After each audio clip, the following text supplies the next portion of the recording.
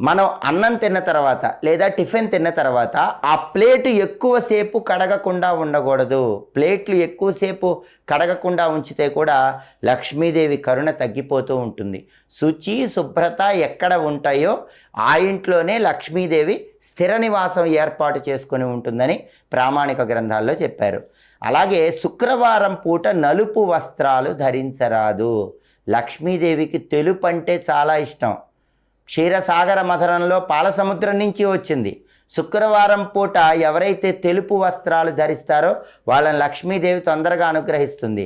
ఎవరైనా తెలియక శుక్రవారం నలుపు రంగు వస్త్రాలు వేసుకున్నారనుకోండి, వాళ్ళకి లక్ష్మీదేవి కరుణ తగ్గిపోతుంది.